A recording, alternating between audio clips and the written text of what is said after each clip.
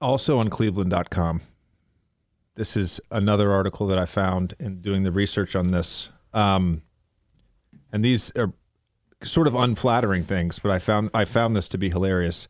I don't know if you saw this, but there was an article in June of 2020. So this is probably 3 weeks before we all went down to the NBA bubble. The headline was Darius Garland was the NBA's worst player. Should he get a pass? And then they listed these advanced stats: win shares, value over replacement player, RPM. Apparently, I didn't even know this. I was playing in the league. Apparently, you were last in the league in all these statistical categories. I looked up one of our favorite stats is Raptor. I looked up Raptor, which is a sort of all-encompassing stat today. You're tied for 12th overall in the NBA in wins above replacement player, and you're 17th overall in this Raptor stat. And I think it speaks to, obviously, your growth, but in general, how someone like yourself who's only played 5 games in college and then comes into the NBA and you're in a developing team, I don't think we give young players enough time before making judgment calls. I mean, you went from that, and basically a season and a half later, you were an all-star. Do you feel like that's just the general vibe of fans and the media now? Like, we want it so quickly? Yes, for sure. Especially when you drafted a lottery pick, they expect you to just come in the league and just dominate from the jump. But I mean, I came in as a 19-year-old kid with 5 games under my belt in college, coming off a torn meniscus. And so I'm basically fresh out of high school, coming in playing against grown men with a family to provide for. So, I mean, yeah, it was definitely tough coming in my rookie year, especially with the rebuilding years that we had.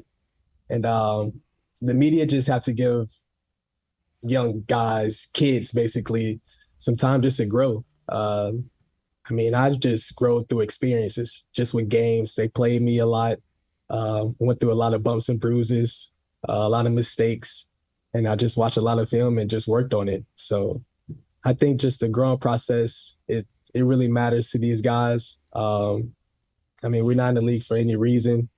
Guys see the talent, but you just have to grow in it. I mean, just take time, really. Yeah. I think a great example, by the way, you brought up something that I think is really important, and that is being able to learn from your mistakes. And there are situations where younger players maybe have a shorter leash, and there's situations where players are really allowed to grow through their mistakes. And there's a sort of compounding factor to that in terms of development.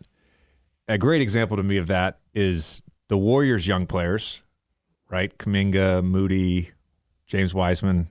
They don't have the luxury of playing 30 to 35 minutes every night and getting plays called for them and being able to play through their mistakes. And then you have the young players in Houston, like Jalen Green, Şengün, Jabari Smith, Kevin Porter Jr. They have that luxury.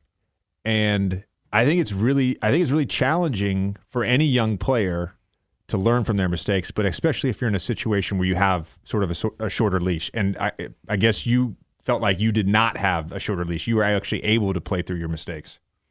Yeah, for sure. They let me play through all my mistakes. Almost having doubles and turnovers. And doubles and turnovers. It was crazy.